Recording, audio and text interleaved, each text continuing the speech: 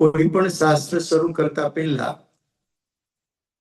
શાસ્ત્રના રચયિતા ગ્રંથ કરતા એનો જો આપણને મહિમા ના આવે તો શાસ્ત્રનો મહિમા નથી આવવાનો. એટલે આપણે પંડિત દોલતરામજીનું જે પોતાનું જીવન છે એ જાણવું જરૂરી છે.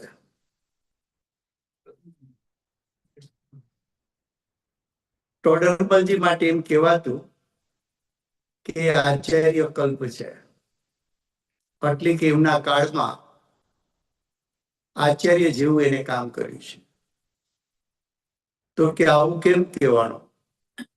તો કે એટલા માટે કહેવાનું એમની પહેલા જે આચાર્યો થયા છે અને એને જે ગ્રંથ રચનાઓ કરી છે એની ટીકા એટલે કે વિશેષ વિસ્તાર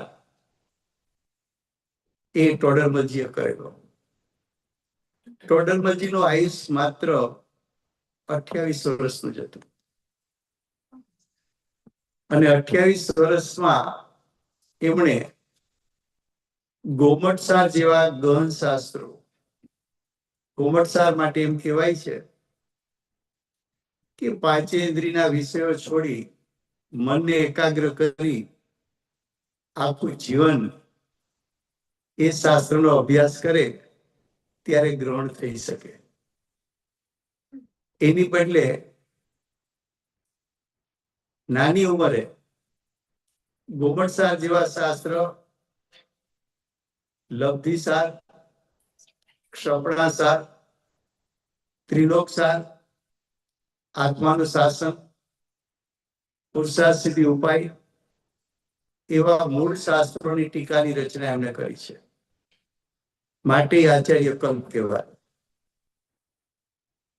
કુંદકુંદાચાર્યદેવ રચિત જેટલા શાસ્ત્રો છે એનું અધ્યયન અને મનન એમણે ઘણું કરેલું અને કુંદકુંદાચાર્યદેવ પ્રરૂપિત શાસ્ત્રોનો પ્રભાવ પણ ટોડરમલજી ઉપર ઘણો હતો. પહેલેથી અધ્યાત્મ તત્વના રંગી હતા. જેમ આપણે ગુરુદેવનો જન્મદિવસ ઉજવીએ છીએ એ ગુરુદેવ પણ નાની ઉંમરથી અધ્યાત્મ રંગથી રંગેલા હતા. પૂર્વભવમાં પણ અધ્યાત્મ રંગી હતા, વર્તમાન કાળે પણ હતા અને ભવિષ્યમાં પણ અધ્યાત્મ રંગી રહેવાના છે. ટોડરમલજીનો ક્ષયોક્ષમ આશ્ચર્યકારી ને અદભુત હતો. એમણે સ્વમત અને પરમત બંનેનું જ્ઞાન હતું. સ્વમત એટલે તીર્થંકર ભગવાનની દિવ્ય ધ્વનિમાં આવેલો ઉપદેશ એવો સાચો મત, અને પરંપરાએ જે મતોમાં પોતાની કલ્પનાઓ દાખલ કરી હોય અને એમાં વિપરીતતા આવી હોય એને પરમત કીધા છે. તો સ્વમતના પણ જાણનાર હતા, પરમતના પણ જાણનાર હતા. અને સ્વમતમાંથી કઈ રીતે મોક્ષ માર્ગ પ્રગટે એનું અધ્યયન મનન કરીને પોતે સમ્યક દર્શન જ્ઞાન ચારિત્ર પ્રગટ કરેલું. એમના કાળમાં એક મહાન ધર્માત્મા ગણાતા અને શ્રેષ્ઠ પરોપકારી હતા. મૃદુભાષી હતા, વિનમ્ર હતા, દયાળુ હતા, પરિણામ કોમળ એટલે સરળ હતા, પોતાની ભૂમિકા અનુસાર યથાર્થ ચારિત્રના પાલક હતા, અહંકાર રહિત હતા, સૌમ્ય મુદ્રા હતી અને આંતરિક રીતે એના પરિણામ જોવા જાય તો એકદમ ભદ્ર હતા. એમની બીજી વાતો કરીએ તો વ્યાકરણ, કાવ્ય, છંદ બધી વસ્તુના જાણકાર હતા. ભાષાની વાત કરીએ તો પ્રાકૃત, સંસ્કૃત,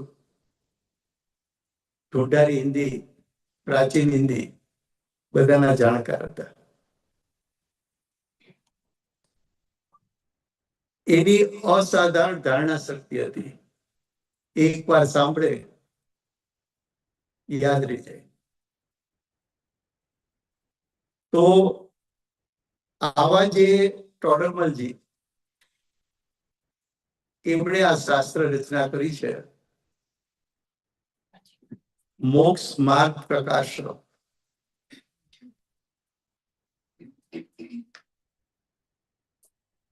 મોક્ષ માર્ગ પ્રકાશક એટલે હું મોક્ષ માર્ગનું કથન કરીશ.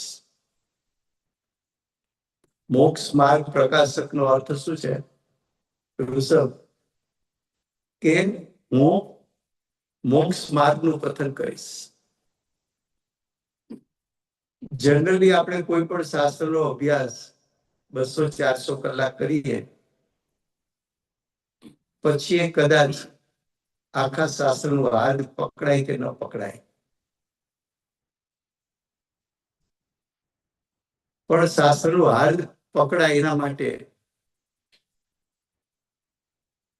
આખું શાસ્ત્ર જો તમારા જ્ઞાનમાં તરવરતું હોય તો જ આખા શાસ્ત્રનો સાચો અર્થ નીકળી શકે. પણ વર્તમાન કાળે આપણી ધારણા શક્તિ એવી છે કે પેલી 5-25 ગાથા ચાલે ત્યાં પછી આગલી 10-15 ગાથાનું હાર્દ શું હતું એ ભૂલી ગયા હોય. એટલે આપણો અભ્યાસ આખા શાસ્ત્રનું જે સાતત્ય હોવું જોઈએ એ નથી હોતું. તો બધાની એવી શક્તિ ન હોય કે આખું શાસ્ત્ર વાંચે, આખા શાસ્ત્રનું સાતત્ય પકડે, પછી એમાંથી આખા શાસ્ત્રનું હાર્દ કાઢે અને પછી એ હાર્દ પોતાના જ્ઞાનમાં તરબરે. એવી શક્તિ કદાચ બધાની ન હોય. એટલે આપણે એક પ્રયત્ન એવો કરીએ છીએ કે પોણો કલાકમાં આપણને આખા શાસ્ત્રનું હાર્દ પકડાઈ જવું જોઈએ.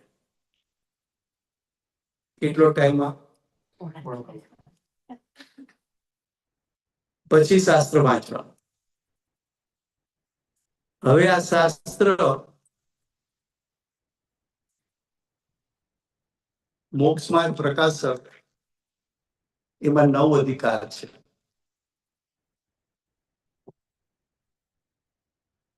અને ટોડરમલજીએ મોક્ષ માર્ગ પ્રકાશકની રચના કરી છે તે ન્યાય યુક્તિથી કરી છે. અને આખા શાસ્ત્રની રચના પ્રશ્ન ઉત્તરના રૂપે લીધી છે. તમને જે પ્રશ્ન ઉઠે અથવા ઉઠવા યોગ્ય પ્રશ્નો હોય એ કદાચ તમને ન ઉઠે તો એમણે પોતે પ્રશ્નો ઉભા કર્યા છે અને પછી પ્રશ્નનો ઉત્તર આપ્યો છે. આ શાસ્ત્ર પાઠ્યપુસ્તકના રૂપે પણ ભણાવાય છે, પણ ખરેખર આ શાસ્ત્ર મોક્ષ માર્ગ પ્રગટ કરવા માટે અભ્યાસ કરવો જોઈએ. તો આ શાસ્ત્રનું હાર્દ શું છે? થોડું વચ્ચે હું બધાને પૂછતો પણ જઈશ એટલે જયમાં પછીની જાગૃતિ રહે. શાસ્ત્રનું નામ શું છે?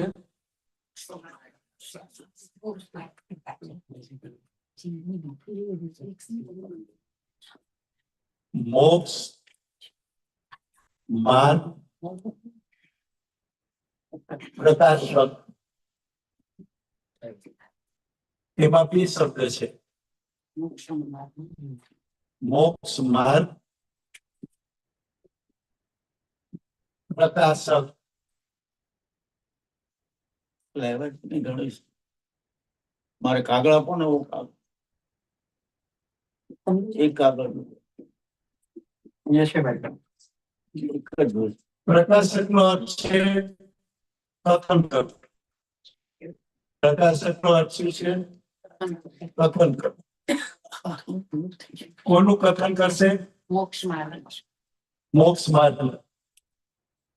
કોનું કથન કરશે? મોક્ષ માર્ગ. શાસ્ત્ર સાવ સહેલું છે.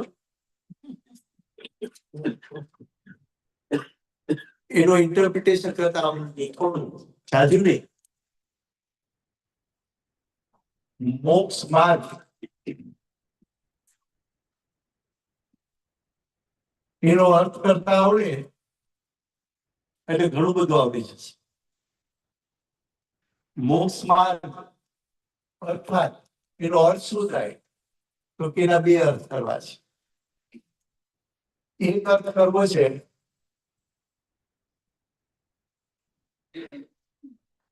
સંસાર અવસ્થાનો નાશ.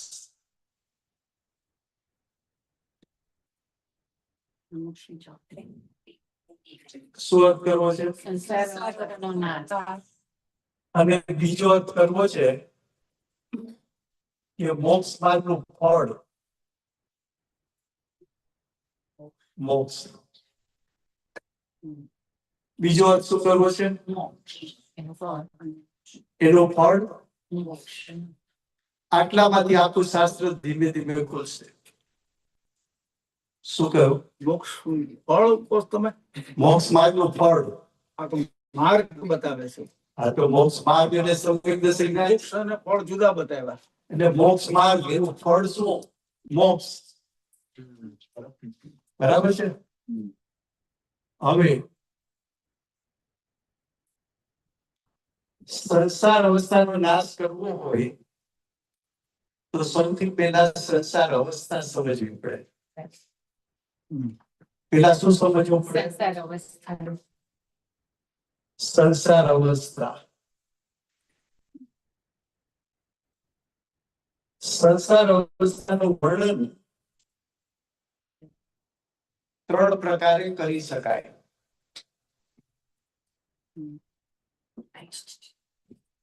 સંસાર અવસ્થાનું વર્ણન ત્રણ પ્રકારે કરી શકાય.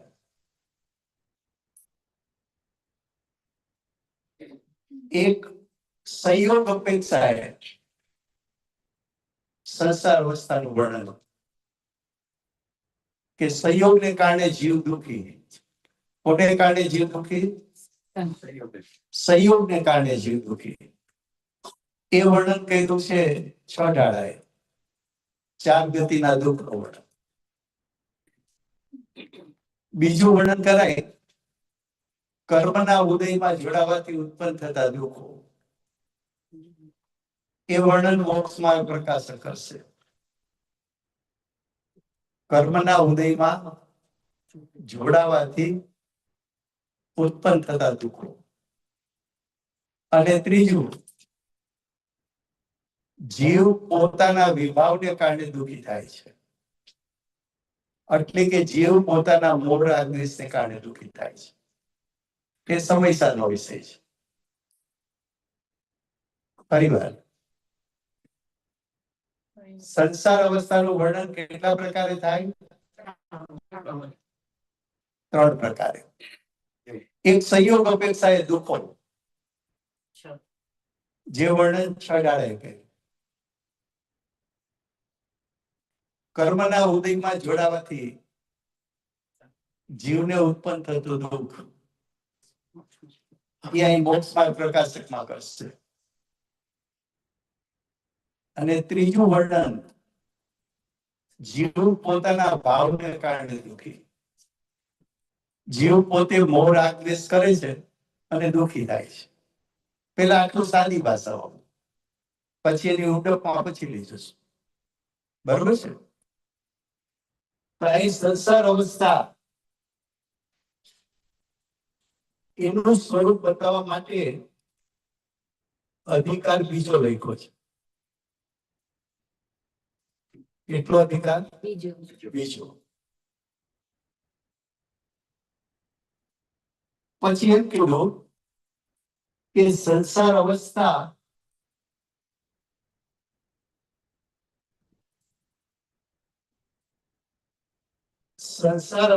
કેવી છે?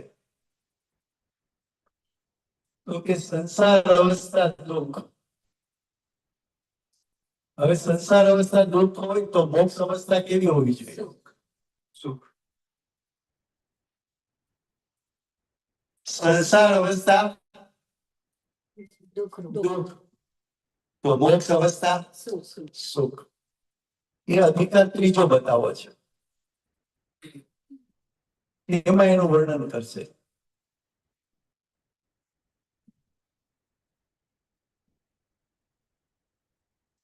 હવે તમે ડોક્ટર પાસે જાઓ તો એમ કહે કે તમને રોગ છે, પછી બતાવે કે તમને આવું આવું થાય છે. એમ સંસાર અવસ્થા બતાવશે કે તમને આવા આવા કર્મના ઉદયમાં જોડાવાથી આવું આવું થાય છે. તો તમે કેવા છો? દુઃખી. અને એ છોડો તો સુખી. હવે પછી ડોક્ટર એમ કહે છે કે આ રોગ થયો તો રોગનું કોઈ કારણ હોવું જોઈએ. રોગનું કોઈ કારણ. અને આ રોગ તમારો અત્યારનો નથી, બહુ જૂનો છે. એમ સંસાર અવસ્થા આપણી ક્યાંથી છે? અનાદિથી. અનાદિથી. અનાદિની સંસાર અવસ્થા હોય તો આ સંસાર અવસ્થાના કારણો, સંસાર અવસ્થા છે ને દુઃખ છે તેના કારણો હોવા જોઈએ કે ન હોવા જોઈએ? તો કે એના કારણો હોવા જોઈએ. તો કે એના કારણો શું છે? તો કે એક અનાદિની ભૂલ છે. એ ભૂલ કેવી છે? અનાદિની ભૂલ છે. અનાદિની ભૂલને શાસ્ત્ર ભાષામાં અગ્રહિત કહે છે. વર્તમાનમાં ગ્રહણ નથી કરવું. ક્યાંથી ગ્રહણ કર્યું છે? અનાદિકાળથી. તો શું છે? તો કે અગ્રહિત મિથ્યા દર્શન, મિથ્યા જ્ઞાન, મિથ્યા ચારિત્ર. આનું વર્ણન અધિકાર 4 માં કરશે. આનું વર્ણન શેમાં કરશે? 4. ચોથા અધિકારમાં કરશે. બરાબર છે. બીજું કે અનાદિની તો ભૂલ છે, પણ તું વર્તમાનમાં પાછો ભૂલ કરે છે. વર્તમાનમાં પાછો ભૂલ કરે છે. તો વર્તમાનમાં ભૂલનું ગ્રહણ એને ગ્રહિત કેવું છે? ગ્રહિત, મિથ્યા દર્શન, મિથ્યા જ્ઞાન અને મિથ્યા ચારિત્ર.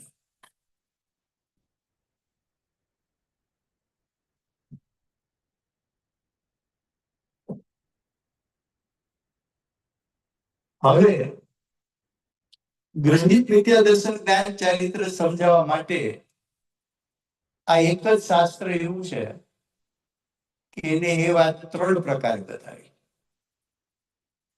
બીજા કોઈ શાસ્ત્રમાં નથી.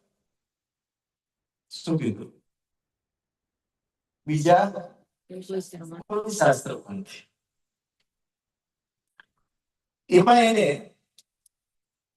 આના માટે 3 ચેપ્ટર લખ્યા, 3 અધિકાર. કેટલા અધિકાર લખ્યા? 3. જો કેટલું શાસ્ત્ર સહેલું છો, આમાં કઈ અઘરું લાગે છે?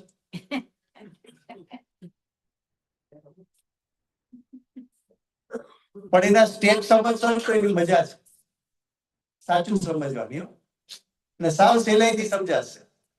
પણ અમને આ ચાર્ટ બનાવતા 200 કલાક લાગ્યા હોય. આખું શાસ્ત્ર વાંચીએ, પછી એનું લેખક મેળવીએ, એ બધું જ્ઞાનમાં તરવરે તો આ ચાર્ટ બને. ચાર્ટ તો ખાલી એક જ પેજ નો છે. તમારા માટે સહેલું થઈ ગયું. હા, અમારા માટે સહેલું. એટલે તમારા એટલા કલાક બચે એમ. બરાબર છે? બરાબર. કેટલા કલાક આપણે કામ કરીએ? હવે એક લખ્યું એને અન્ય મત નિરાકરણ.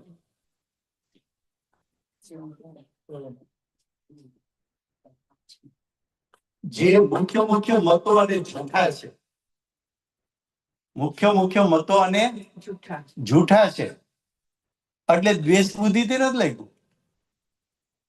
વિદ્યાર્થી ક્યાં? હાલો, દ્વેષ બુદ્ધિથી નથી લખ્યું, પણ એને કયા મતમાં શું ભૂલ છે અને એવા ભૂલવાળા અભિપ્રાય જો તારામાં હોય તો એ તું કાઢી નાખ. ટોટલ એમ કે કહ્યું છે કે 363 પાખંડ મતો છે. પાખંડ નો અર્થ છે એકાંત મતો છે. એકાંત મત નો અર્થ છે કે અનેકાંત મત નથી, અને અનેકાંત મત નથી માટે એ પૂર્ણતા સુધી તને લઈ જઈ શકે એમ નથી. ખ્યાલ આવે છે? પેલા સાદી ભાષામાં સમજાવવું છે ફરી વાર કે અન્ય મત કોને કેવા છે? કે જે મતનું અનુસરણ કરતા તમને મોક્ષ માર્ગ કે મોક્ષ પ્રગટવાનો જ નથી. અન્ય મત કોને કેવા છે? તો કે જે અનેકાંત મતનું સ્વરૂપ સમજાવતા નથી, એકાંત મત સમજાવે છે. વસ્તુનું સ્વરૂપ અનેકાંત હોવા છતાં કોઈને કોઈ એક મતને પકડીને આગળ ચાલે છે. એને કારણે આપણા પરિણામમાં શું ભૂલ થાય છે, અને એ ફળના ભૂલમાં પાછો અનંતો સંસાર ઉભો થાય છે. એવા જે મતો છે એ મતોની ટીકા કરવા માટે આ નથી, પણ એવા મતના અભિપ્રાય જો આપણામાં હોય તો એ દૂર કરવા માટે પંડિત ટોડરમલજી ઉપદેશ આપે છે. તો અન્ય મત નિરાકરણ એ અધિકાર 5મો છે.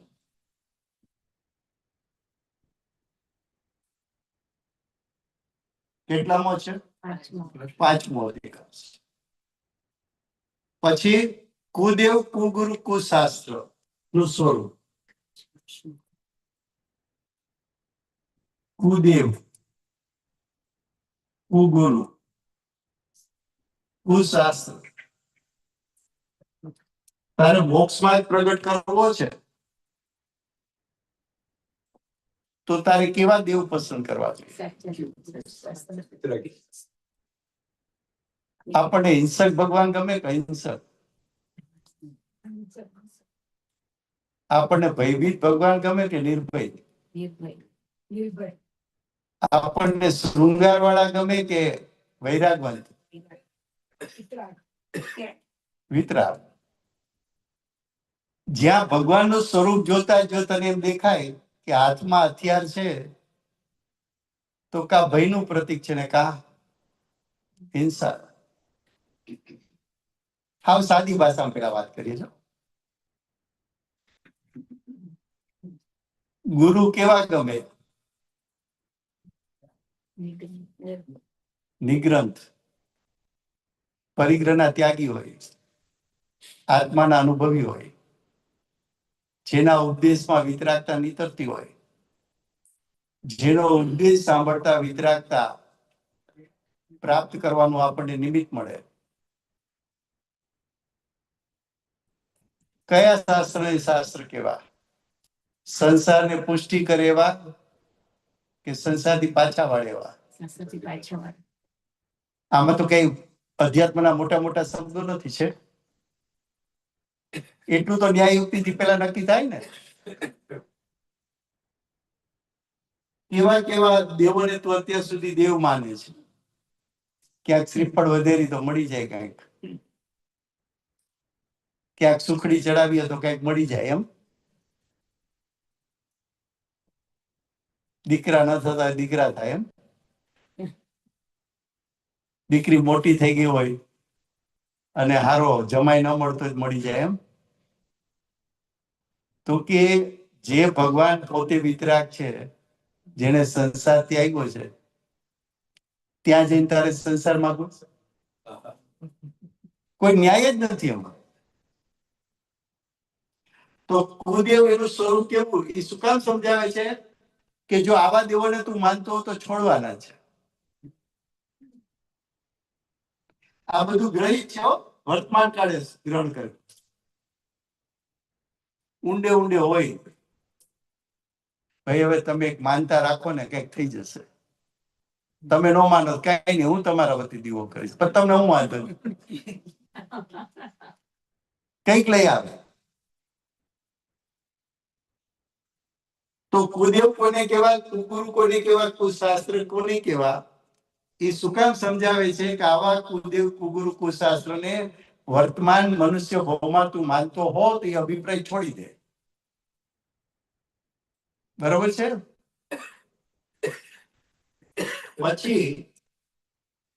પછી એમ કીધું આ અધિકાર છે છઠ્ઠો. આ અધિકાર કયો છે? છઠ્ઠો.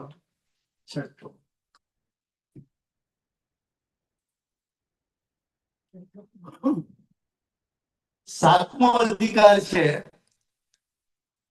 જૈન મત અનુયાયી મિથ્યા દ્રષ્ટિ. જૈનમાં આવ્યો જૈન મત અનુયાયી મિથ્યા દ્રષ્ટિ. જૈન મતમાં આવ્યા પછી પણ તારા અભિપ્રાયો કેવા કેવા વિપરીત છે. જૈનમાં આવ્યા પછી ત્યાં 3 વિષય લીધા છે મુખ્યપણે. નિશ્ચયાભાસી,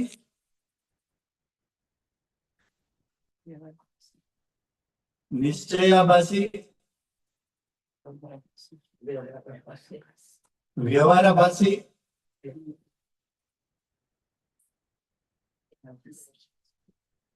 ઉભયાભાસી.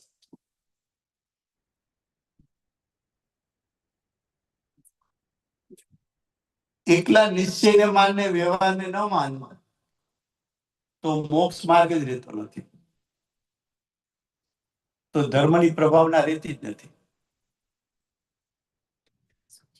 તને સમ્યક દર્શન જ્ઞાન ચારિત્ર પ્રગટ થાય અને બાહ્યમાં જ્ઞાનીનું નિમિત્ત પણ ના હોય અથવા સાચા શાસ્ત્ર ગુરુનું નિમિત્ત ના હોય, એવું કોઈ દી 3 કાળમાં બને નહીં. અને વ્યવહારને માન અને નિશ્ચયને ન માન. વ્યવહારમાં શું આવે? શુભ ભાવથી ધર્મ માન પણ વિતરાગતાથી ધર્મ ન માન. શરીરની ક્રિયાથી ધર્મ માન પણ વિતરાગતાથી, અશુભના ત્યાગથી ધર્મ માન પણ વિતરાગતાથી ન માન. તો શુભ ભાવ છે એ કયો શુભ ભાવ વ્યવહાર છે? શુદ્ધતા સાથે હોય તો. કયો અશુભ ભાવનો ત્યાગ? તો કે શુદ્ધતા પૂર્વક નો શુભ ભાવ હોય અને અશુભ નો ત્યાગ. એકલો અશુભ નો ત્યાગ નહીં. કઈ શરીરની ક્રિયા માન્ય કરી? તો કે શુદ્ધતા, શુભ ભાવ, અશુભના ત્યાગ પૂર્વક શરીરની ક્રિયા, એકલી શરીરની ક્રિયા નહીં. કયો બાહ્ય ત્યાગ? તો કે શુદ્ધતા, શુભ ભાવ, અશુભનો ત્યાગ શરીરની ક્રિયા પૂર્વક બાહ્ય ત્યાગ, એકલો બાહ્ય ત્યાગ નહીં. તો નિશ્ચય સાથેનો વ્યવહાર હોય. એકલો નિશ્ચય માને તો પણ માર્ગમાં નથી. એકલો વ્યવહાર શુભભાવથી ધર્મ માને તો પણ માર્ગમાં નથી. અને બેયથી ધર્મ થાય એમ માને તો શુદ્ધતા મોક્ષનું કારણ થાય કે શુભ ભાવ મોક્ષનું કારણ થાય? શુદ્ધતા મોક્ષનું કારણ થાય કે અશુભનો ત્યાગ મોક્ષનું કારણ થાય? સુતા મોક્ષનું કારણ થાય કે શરીરની ક્રિયા મોક્ષનું કારણ થાય? સુતા સુતા મોક્ષનું કારણ થાય કે બાહ્ય ત્યાગ મોક્ષનું કારણ થાય? સુતા બધા હાથ પાડવાની જો તમારે, કઈ ના પાડવા જેવું આવશે જ નહીં.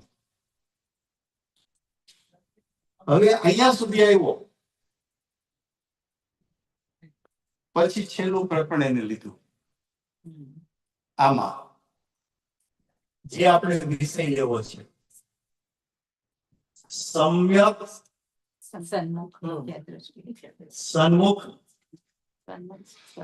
સન્મુખ મિથ્યા દ્રષ્ટિ. મિથ્યા દ્રષ્ટિ ખરો, પણ કેવો? સમ્યક સમ્યક ની સન્મુખ આવ્યો છે, પણ હજી સમ્યક દર્શન પ્રાપ્ત કર્યું નથી. ક્યાં સુધી પ્રાપ્ત નથી થતું?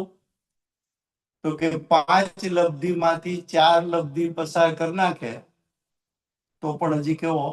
મિથ્યા દ્રષ્ટિ સન્મુખ. બરાબર છે. તો આ જૈન મત અનુયાયી મિથ્યા દ્રષ્ટિ એ અધિકાર 7મો લીધો.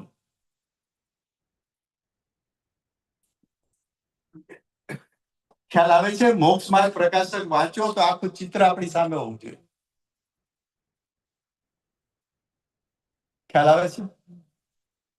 હવે સમ્યક સન્મુખ મિથ્યા દ્રષ્ટિને સમ્યક દર્શન પ્રાપ્ત ક્યારે થાય? તમને બધાને જવાબ ની ખબર છે? તત્વ વિચારથી થાય કે શુભ ભાવથી? તત્વ વિચાર તત્વ વિચારથી થાય કે અશુભના ત્યાગથી? તત્વ વિચારથી થાય કે શરીરની ક્રિયાથી? તત્વ વિચારથી થાય કે બાહ્ય ત્યાગથી? તો સમ્યક દર્શનની પ્રાપ્તિ શેનાથી થાય? તત્વ વિચાર. બોર્ડ ને ફ્લિપ કરવું છે? ફ્લિપ ના કન્ટિન્યુટી રહેશે. દેખાતું નહીં, પાછળ દેખાતું નહીં. અત્યારે પેલા લખી નાખવાનો, પછી પાછું એનું ફોટો પાડીને આપશું તમને. બધાને મળશે પોતાના મોબાઈલમાં. બરાબર છે? ઘણા એમ કે પેલા લખી નાખો, પણ પેલા લખી નાખે ને પછી એની મેળે વાંચે છે. એ તમને શીખડાવશે. અમે વાંચી લીધું. તમે એમ કરો, ખાલી જે આ સન્મુખ મિથ્યા દ્રષ્ટિની વાત છે ને, નવી શરૂ. એટલે ઉપરથી કરું છું. 5 મિનિટ. સમ્યક સન્મુખ મિથ્યા દ્રષ્ટિ છે, એને સમ્યક દર્શન ક્યારે પ્રાપ્ત થશે? હમણાં ગાડી નાખ્યા. સન્મુખ પણ ક્યારે થશે? તત્વ વિચાર. અહીંયા સુધી 7મો અધિકાર લેવો છે. તો પછી પ્રશ્ન એ આવ્યો કે તત્વ વિચાર શેના આધારે કરવો? તો કે તત્વ વિચાર છે 4 અનુયોગનો અભ્યાસ. શેનો અભ્યાસ? 4 અનુયોગનો અભ્યાસ. 4 અનુયોગનો અભ્યાસ. અભ્યાસ. આ અધિકાર 8મો છે. કેટલામો છે? 8.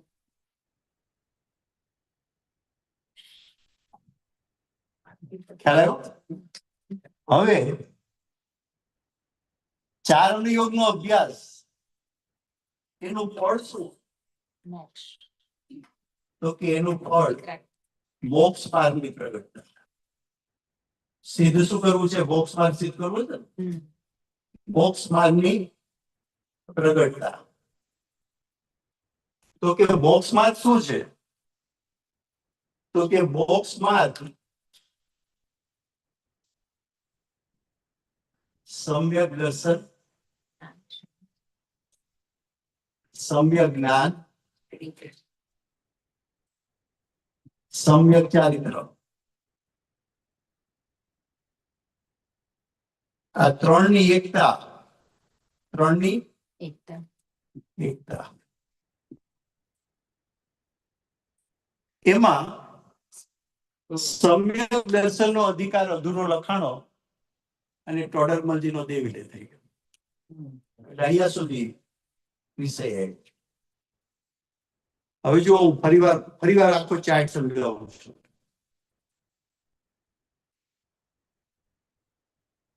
મને શાસ્ત્ર વાંચન એવું ગમે છે કે જે શાસ્ત્ર વાંચો એનું ચિત્ર તમારા જ્ઞાનમાં તરવરતું હોય તો તમે સાચો અભ્યાસ કરીશું. એ તો સાચો અભ્યાસ ન થાય. બરોબર છે? હવે આખું ચિત્ર કઈ એટલું મોટું અઘરું નથી. બરોબર છે? લોજિક જ વાપરવાનું, સ્ટ્રોંગ. શાસ્ત્રનું નામ શું છે? બધાય બોલવાનું છે. આમાં કોઈને પ્રશ્ન હોય તો પૂછો કે વચ્ચે મહેરબાની કરીને કોઈ એક શબ્દ નહીં બોલતા. જો એક તમને કહી દઉં, વિષયાંતર હું પણ એક વાર નહીં થવા દઉં. હું નહીં કરું, તમે પણ નહીં કરતા, તો મજા આવશે. આપણી પાસે કલાક કેટલા છે? બહુ ઓછા છે. ને એમાં આવા ગહન શાસ્ત્રો સમજવા છે. બરોબર છે? હાજી. ફરી વાર શાસ્ત્ર કયું છે? મોક્ષ માર્ગ પ્રકાશક. મોક્ષ માર્ગ પ્રકાશક. પ્રકાશક નો અર્થ શું કરવો છે? કથન. તો પેલા આટલું જ. આખા શાસ્ત્રમાં શેનું કથન કરવું છે? મોક્ષ માર્ગ. સિમ્પલ. બરાબર છે? હવે મોક્ષ માર્ગ શબ્દમાંથી આખું શાસ્ત્ર બનવું છે. શેમાંથી? એક જ શબ્દમાંથી. વિચારો, એને નામ આપતા પેલા શાસ્ત્રનું કેટલું સ્ટ્રોંગ લોજિક વાપર્યું છે કે એક શબ્દમાંથી આખા શાસ્ત્રને ખોલી નાખે છે. હવે મોક્ષ માર્ગનો અર્થ શું કરવો છે? સંસાર અવસ્થાનો નાશ.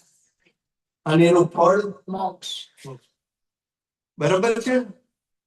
હવે જો સંસાર અવસ્થાનો નાશ કરવો હોય તો સંસાર અવસ્થા સમજવી પડે કે ના પડે? સમજીએ. તો સંસાર અવસ્થાનું વર્ણન જુદા જુદા શાસ્ત્રોએ જુદી જુદી રીતે કર્યું. પણ એના ત્રણ જ પ્રકાર છે. એક સંયોગ અપેક્ષા એ દુઃખ, તેને સંસાર કીધો. એ વર્ણન 6 દાડા કરશે. કર્મમાં જોડાવાથી ઉત્પન્ન થતા દુઃખો, એ વર્ણન આ મોક્ષ માર્ગ પ્રકાશ કરશે. અને વિભાવને કારણે જીવ દુઃખી, એ અધ્યાત્મના શાસ્ત્રો પંચ પરમાગમાથી કરશે. હાવ સિમ્પલ. આટલી વાત યાદ રાખવાની. આ શાસ્ત્રમાં કોની વાત કરશે? કર્મમાં જોડાવાથી ઉત્પન્ન થતી સંસાર અવસ્થા. બરોબર છે? હવે જો સંસાર અવસ્થા ઉત્પન્ન થાય તેનું કોઈ કારણ તો હોવું જોઈએ કે નહીં? હું દુઃખી છું તો દુઃખનું કઈ કારણ હોવું જોઈએ કે નહીં? ઘણી વાર આપણે એમ કહીએ ને કે એકલી બેટી બેટી જીવ શું બાળસ. હવે એમાં બોલો કોનો વાંક? કોનો વાંક? એ જીવના પોતાના ભાવથી પોતે દુઃખી થાય છે. બરોબર છે? તો સંસાર અવસ્થાના કારણો, તો કે સંસાર અવસ્થા ક્યાંથી ચાલી આવે છે? તો ભૂલ પણ ક્યાંથી હોવી જોઈએ? અનાદિની ભૂલને શાસ્ત્ર ભાષામાં શું કહેવું છે? અને એવી ભૂલ પાછી વર્તમાનમાં કરે છે કે નથી કરતો? તો વર્તમાન ભૂલને શું કહેવાય? ગ્રહિત મિથ્યા દર્શન જ્ઞાન ચરિત્ર સમજાવવા માટે એક ટોડરમલજીનું જ મોક્ષ માર્ગ પ્રકાશક એવું છે કે એના માટે સ્પેશિયલ એને 3 અધિકાર લખ્યા છે. એકેયમાં તમને નહીં મળે. તો પેલું લખ્યું અન્ય મત નિરાકરણ. અન્ય મત, સાચા મત કેટલા હોય? બાકીના બધા 2 + 2 કેટલા થાય? 4.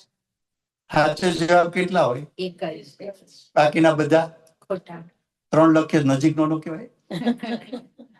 5 લખે નજીકનો નો કહેવાય?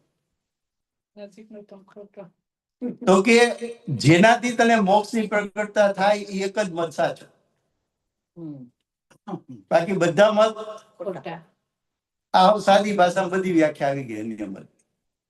તો કે અન્ય મત એનું વર્ણન પણ કર્યું, એની ભૂલો પણ બતાવી, અને એ ભૂલોને કારણે તને મોક્ષ માર્ગ પ્રગટ નહીં થાય એવું એને સિદ્ધ પણ કર્યું. શેમાં કર્યું? શેના માટે કર્યું? અન્ય મતની ટીકા કરવા, દ્વેષ કરવા, કે આપણામાં એવા મતો હોય તો એ કાઢવા માટે. બરાબર છે? પછી કુદેવ કુગુરુકુલ શાસ્ત્ર. તું આ બધાને માને છે, અંશ માત્ર પણ કુદેવ કુગુરુકુલ શાસ્ત્ર હોય ને તો ગ્રહિત મિથ્યાત્વ તો છે ને સ્થૂળ મિથ્યાત્વ છે. એનાથી સૂક્ષ્મ તો કયું છે? હવે જો સ્થૂળ મિથ્યાત્વ પણ તું ન છોડી શક તો સૂક્ષ્મ તો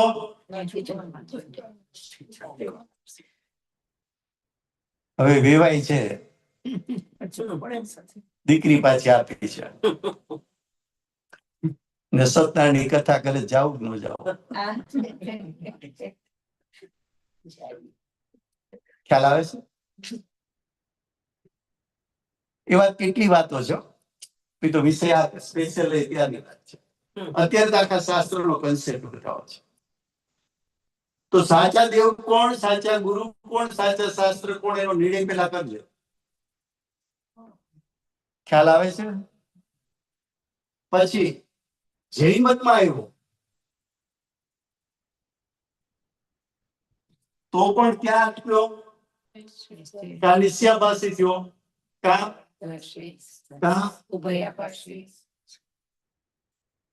હવે આ બધું છોડ્યું સાચા માર્ગ ઉપર સવિકલ દશામાં આવ્યો કેવો આવ્યો સવિકલ દશામાં સાચા માર્ગ ઉપર આવ્યો અને ચિંતન મનન શરૂ કર્યું જોરશોરથી 4 લબ્ધિ પ્રગટ કરી અત્યાર સુધીમાં અનંત વખત કેટલી વાર ને ચોથેથી પાછો પડ્યો પાછો હતો નહીં હવે સમ્યક સન્મુખ થવું હોય અને સમ્યક દર્શનની પ્રાપ્તિ કરવી હોય તો શેનાથી થાય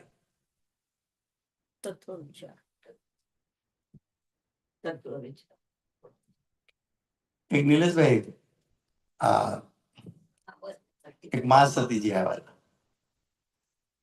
રાજકોટ પછી મને કે મારે સોંગઢ જવું છે શાસ્ત્રો લેવા માટે સારી વાત છે મેં કીધું હા 5 જ મિનિટ 5 મિનિટ પતી ગઈ છે પતી ગઈ છે 8 ને 5 થઈ છે ઓકે તો એમણે મા સતીજીએ મને કે મારે સોનગઢ જવું છે શાસ્ત્રો બધા જોઈએ છે સારી વાત છે કીધું મેં કીધું કાલ હું જવાનો છું સોનગઢ જો આપણે ગાડીમાં આવવામાં બાદ ન હોય તો હું સાથે લેતો જઈશ કીધું તો કે ના વાંધો નહીં કે એ તો ગાડીમાં આવતા જતા રસ્તા મેં એને પ્રશ્ન કર્યો કે તમે એમ કહો છો કે શુભ ભાવથી ધર્મ થતો નથી તો તત્વ વિચાર છે શુભ ભાવ છે કે નથી અમે કહીએ છીએ શુભ ભાવથી ધર્મ થાય તમે કહો છો શુભ ભાવથી ધર્મ થાય તત્વ વિચારને અશુભ ભાવ તો ન કહી શકાય તત્વ વિચાર સવિકલ્પ દશા છે એટલે વિતરાગતા તો ન કહી શકાય તો શું કેવું જોઈએ શું કેવું જોઈએ મારે તમારાથી કઈ અલગ કેવું હોય ત્યારે જ હું પૂછીશ પહેલાથી કહી દઉં છું શુદ્ધ લક્ષી સુભાવ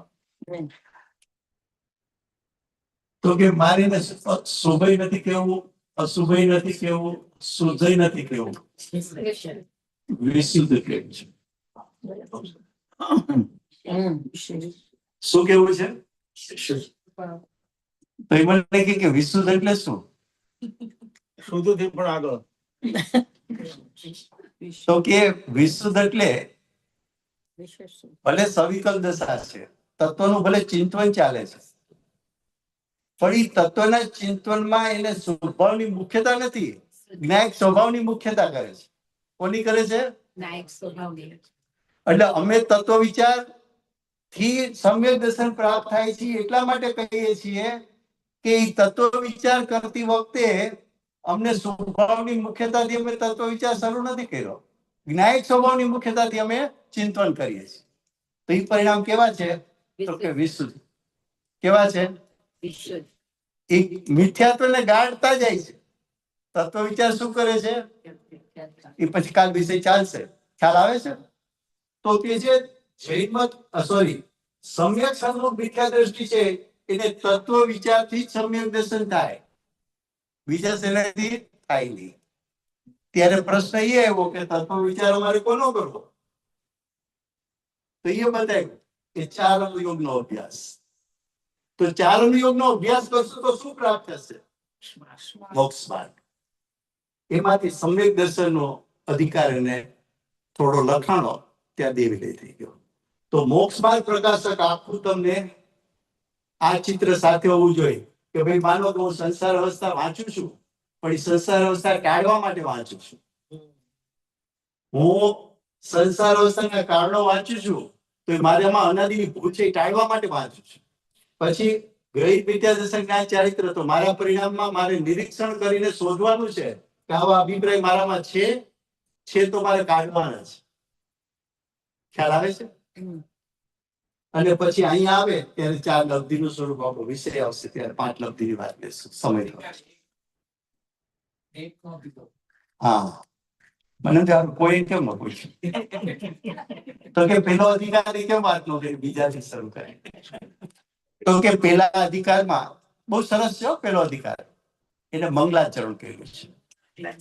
પણ મંગલાચરણ એટલું સરસ રીતે કર્યું છે કે આપણે બોલીએ નમસ્કાર મંત્ર, નમો અર્યંતાણમ સિદ્ધાણમ, તો અર્યંત શબ્દ બોલો એની સાથે અર્યંત નું સ્વરૂપ શું છે એ તમારા ભાવમાં ઉઠવું જોઈએ. શું કીધું? તમે નમો સિદ્ધાણમ બોલો તો સિદ્ધનું સ્વરૂપ તમારા ભાવમાં કેવું ઉઠવું જોઈએ, એમ આચાર્ય ઉપાધિ સાધુ પેલા એ વાત કરીએ.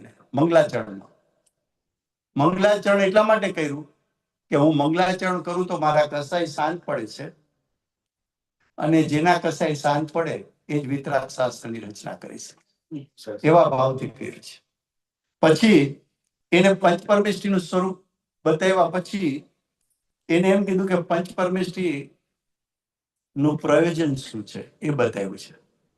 ત્યાર પછી એને બતાવ્યું છે ગ્રંથની પ્રમાણિકતા, કે આ ગ્રંથની હું રચના કરું છું અને એ ગ્રંથ યથાર્થ રચના છે એને સાબિત કરવા માટે એને આત્માના અનુભવથી કહીશ, આચાર્યની પરંપરાથી કહીશ વગેરે વાત લીધી છે કે એમને હું શાસ્ત્ર લખતો નથી. તમને વિશ્વાસ આવે કે આ શાસ્ત્ર સાચું છે, એની પ્રમાણતા બતાવી છે. અને પછી બહુ સરસ વાત બતાવી હોય તો એ સરસ વાત એ છે કે વક્તા કેવો હોવો જોઈએ. આત્મા અનુભવી વક્તા હોય કે આત્માના અનુભવથી રહિત હોય,